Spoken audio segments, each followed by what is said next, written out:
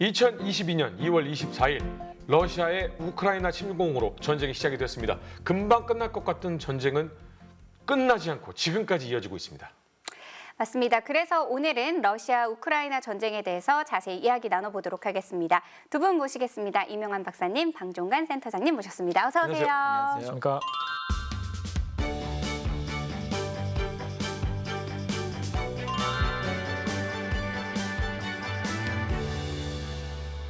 우크라이나가 대대적인 반격을 지난 6월부터 시작을 했습니다만 별다른 효과를 거두지 못했다라는 의견이 많습니다. 그리고 러시아의 공격도 역시나 별다른 효과가 없고요. 전선은 교착 상태이다라고들 하고 있는데 사실 이런 상태인 경우에는 병사들이 가장 힘든 상태죠. 사람들은 무조건 전쟁이 빨리 끝나는 게 좋으니까 이 기대치가 지 마음대로 이제 왔다 갔다 하는데 현재 교착 상태라고 하고 또는 우크라이나가 기대했던 성과를 거두지 못하니까 실패 아니냐 이렇게 말씀하는 분도 계신데 지금 현재 교착 상태도 내용이 중요하거든요. 지금 냉장에 보면 제공권, 기갑전력, 물량, 병력에서는 여전히 러시아가 우위에 있습니다. 그런데 공격은 우크라이나가 하고 러시아가 방어하는 시스템으로 돼 있어요. 이게 아마 전쟁 끝나면 현대전에서 이 정도로 객관적 수치가 열세인 상황에서 이 정도의 전쟁을 할 수 있었던 원인이 뭔가가 아마 중요한 그 분석 포인트가 될 거예요. 네. 아무튼 지금도 화력 면에서는 러시아가 뭐 많을 때는 10대, 적을 때는 3대 1 정도로 러시아가 우위에 있는데도 불구하고 우크라이나군이 공세를 유지하고 있고 전쟁의 주도권도 쥐고 있어요. 러시아도 이제 이 꼴을 참을 수가 없으니까 주도권을 되찾기 위해서 6월 교착 상태 이후로 한 3번 정도 대반격을 했습니다. 근데 그 반격이 모두 실패로 돌아갔어요. 그리고 지금 우크라이나가 사실은 거의 정체 상태인데 이게 전쟁을 좀 빨리 끝난다는 입장에서 우크라이나가 성공하려고 했으면 그 지금 바로 앞쪽에 있는 토크마크를 점령을 하고 그다음 이제 마리우폴까지 가서 러시아군 보급선을 남북으로 끊었어야 되는데 그 토크마크라는 곳이 강으로 이렇게 휘어 감겨 있는 데다가 그러니까 간단히 말하면 화력과 제공권 없이는 절대 점령할 수 없는 도시예요. 그러다 보니까 그쯤에서 멈춰 있게 됐습니다. 그러다 보니까 우크라이나는 요즘에 크림반도 쪽으로 이제 소규모 군대를 찌르고 있는데 솔직히 말씀드려 제가 봐서는 지금 서방 쪽에 조금 전쟁 장기화에서 피로증이 생기니까 우리가 이길 수 있다라는 걸 이제 보여주기 위해서 크림 쪽에 소규모 상륙도 시도하고 일선에는 교두보도 만들었다라고 하는데 전선은 교착이지만 여전히 러시아는 객관적 수치에서 우세하다.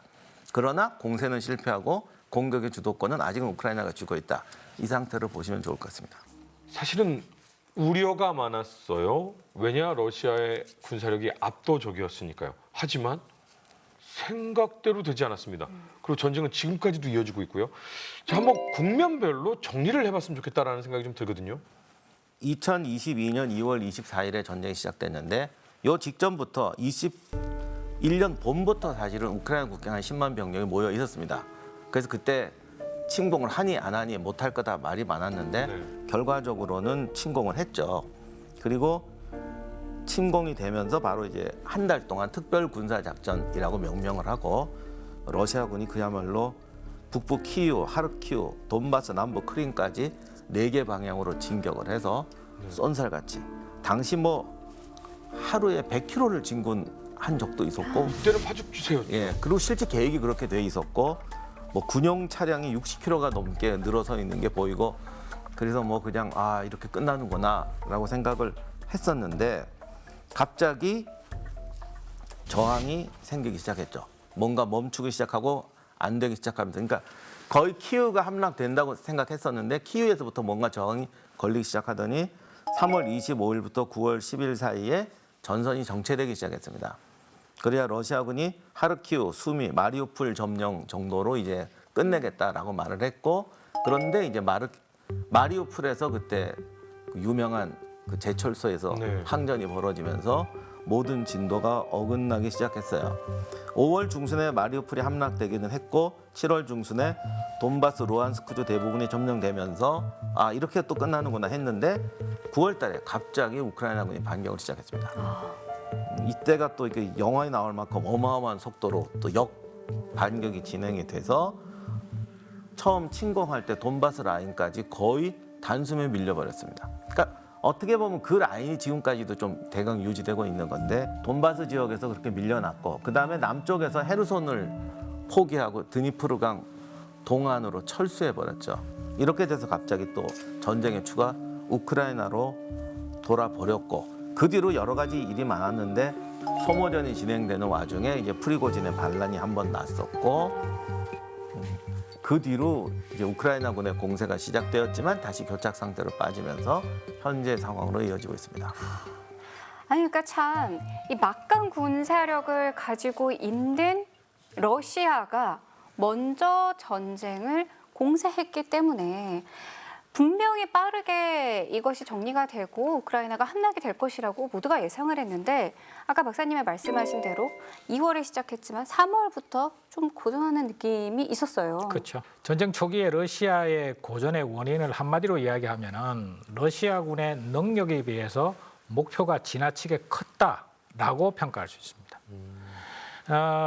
목표는 최초에 설정한 목표는 우크라이나 전체를 석권하고 친러시아 정부를 수립하는 게 목표였지 않습니까? 그러면 러시아군이 그럴 준비가 돼 있어야 되는 것이죠, 군사적인. 그런데 러시아군의 군사력은 2010년도 전후를 해서 진행된 러시아의 군사 혁신을 통해서 준비가 된 군대입니다.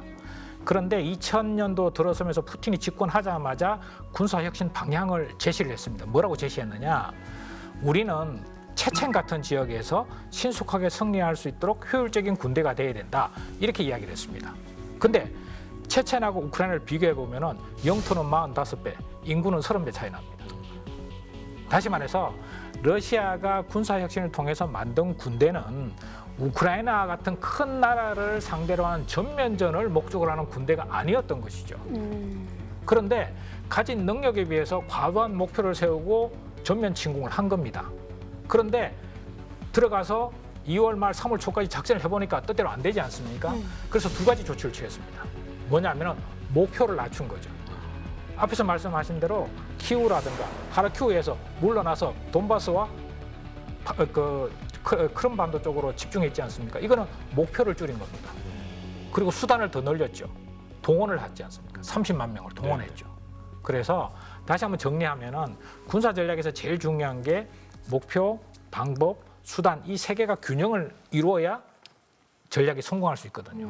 그런데 목표가 과도하게 크고 수단이 과도하게 적었던 겁니다. 우크라이나 전쟁이라는 규모에 비해서. 네. 그래서 전쟁을 해나가면서 목표를 낮추고 수단을 더 동원한 거죠. 그런데 그 불균형이 완전히 해소됐느냐? 해소되지 않았습니다. 아직까지도 그 불균형이 유지되고 있기 때문에 전선이 계속 교착 상태가 되는 거예요. 그렇게 정리할 수 있는 거죠.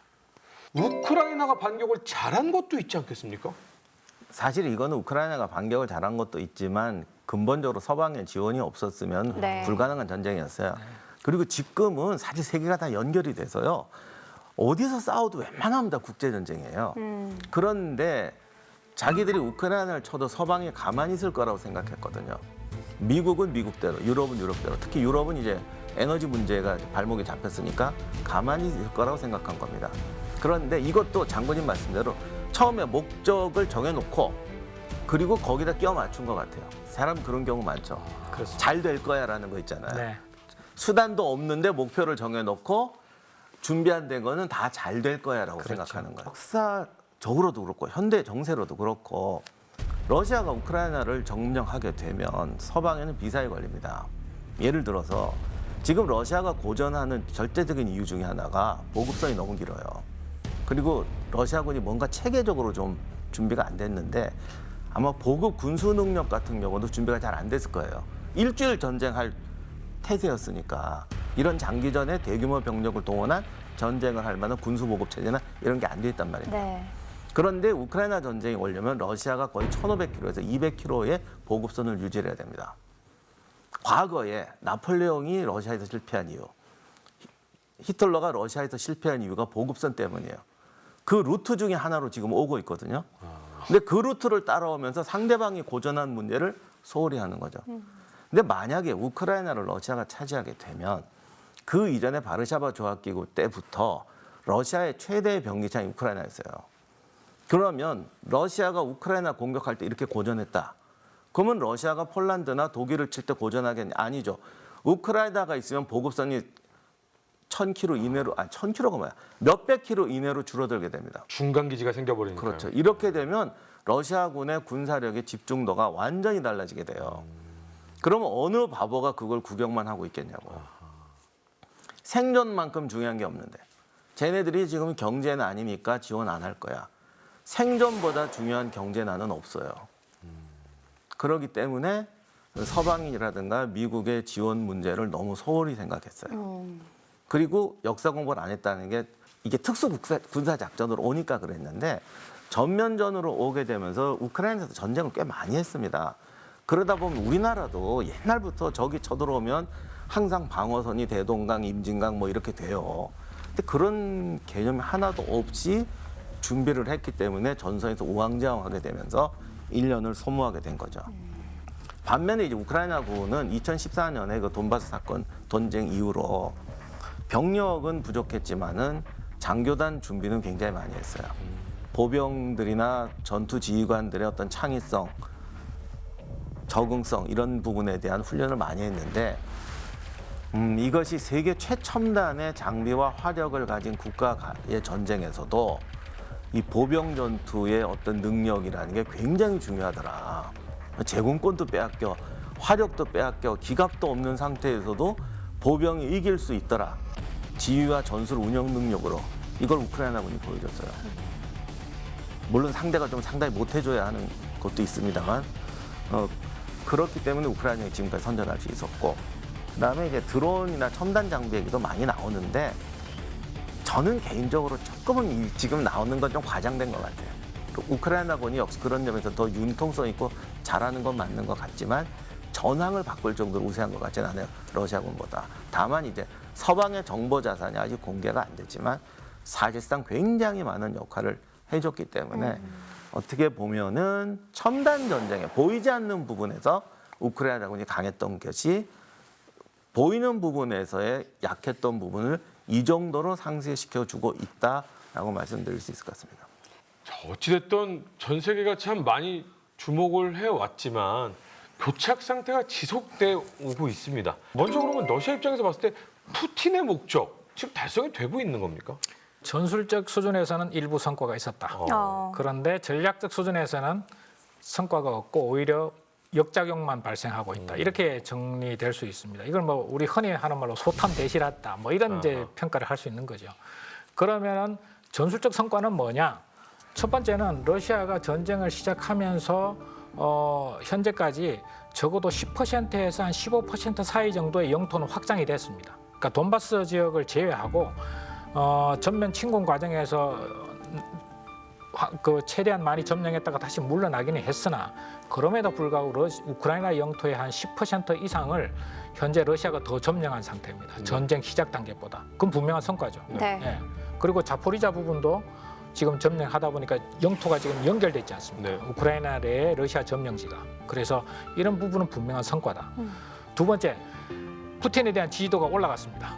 전쟁을 시작할 때 푸틴의 지지도가 60%였습니다. 네. 그런데 전쟁 과정에서 80% 수준을 지금 유지하고 있습니다. 정치적으로 보면은 분명한 이득이죠. 네. 예, 두 가지 측면에서는 분명히 이득이죠. 그런데 대실이다. 결국은 큰 틀에서 손해 본 게 뭐냐면은 미국의 미국의 트럼프 대통령이 그렇게 유럽을 미국 중심으로 단결시키려고 그랬는데 안 됐거든요. 네. 프랑스, 독일이 딴 생각하고 뭐 기타 등등해서. 근데 푸틴이 우크라이나를 공격하는 순간에 유럽 전체가 미국을 중심으로 단결을 해버렸습니다. 그렇죠? 거기다가 핀란드가 지금 나토에 가입했지 않습니까? 네. 스웨덴도 가입하기 직전의 상태입니다. 더 흥미로운 것은 젤렌스키 대통령이 집권하면서 헌법에다가 나토 가입을 명문화했지만은 전쟁 전에 나토 가입에 찬성하는 우크라이나의 비율은 30%밖에 안 됐습니다. 특이하죠. 그런데 전쟁이 딱 진행되면서 지금은 70% 이상의 사람들이 우크라이나가 나토에 가입해야 된다 이렇게 완전히 바뀌었습니다. 특이하죠. 이거는 아마 푸틴이 이런 상황을 예측은 못했을 겁니다. 이게 첫 번째로 가장 큰 어떤 전략적 실패 요인 중에 가장 중요한 부분은 나토가 오히려 단결되고 확장되고 우크라이나 사람들조차도 대부분이 나토에 가입하기를 원한다. 그전에는 아니었는데 이게 첫 번째고요. 네. 두 번째는 전쟁이 진행되는 과정에서 지금 러시아 병력의 약 30만 명 정도가 전사하거나 부상을 당했다고 나오지 않습니까? 거기다가 지금 징병제를 실시하면서 지금 중앙아시아 지역의 많은 고급 인력들, 고학력자들이 전부 징병을 피해서 도망을 간 겁니다. 그 인원이 수십만 명입니다. 이런 젊은이들의 전사와 부상, 고급 인력의 유출 이런 것들이 향후에 러시아에 심각한 후유증을 가져올 수 있다. 이렇게 우려하고 있습니다. 소탐대실이었습니다. 네. 적어도 중반기에 또는 후반기에 휴전과 종전을 위한 움직임 이런 것들은 한 번쯤 있을 수 있다. 그런데 만약에 이때에도 만약에 휴전이나 종전이 안 되고 더 전쟁이 3년 차로 넘어간다. 3년, 4년 차로 넘어간다. 그러면 정말 이거는 분쟁의 상시화로 될 수밖에 없다. 그런데 여기서 하나의 가장 그 서방 측의 리스크는 뭐냐면은 우크라이나의 지금 가용 병력이 거의 소진되고 있습니다. 우크라이나의 가용 병력이. 그래서 지금 젤렌스키 대통령이 최근에 하는 이야기가 서방에서 무기는 지원해 주면은 그게 도움이 되는데 정작 나가서 싸울 병력이 지금 고갈되고 있다고 이야기합니다. 그래서 그런저런 상황을 종합적으로 고려하면은 중반기 후반기쯤에는 한번 종전과 휴전을 위한 움직임은 기회는 올 수 있다라는 생각이 듭니다. 모든 국가의 수장분들께서 좀 빨리 종전이 될 수 있도록 최선을 다해주셨으면 좋겠다라는 생각이 듭니다. 자, 그러면 다음 이 시간에는요. 전쟁의 시대를 다시금 마주한 인류가 평화를 위해서 어떻게 노력해야 되는지 다시 이야기를 나눠보도록 하겠습니다. 시청해주신 여러분 감사합니다. 다음 이야기. 우크라이나 전쟁이 이어지는 가운데 지난해 10월 이스라엘에 대한 하마스의 공격이 시작되었다. 이에 이스라엘이 전면전을 선포하면서 가자 지구에 대한 군사작전이 이어졌다. 냉전 이래 이어진 평화의 시대가 끝나고 전쟁의 시대가 다가왔다는 우려가 커진 가운데 미중 대결의 위기 속에 대한민국의 안보 상황과 향후 우리의 선택지는 무엇인가? 전쟁의 시대 2부 위기 속 평화를 찾다. 많은 시청 바랍니다.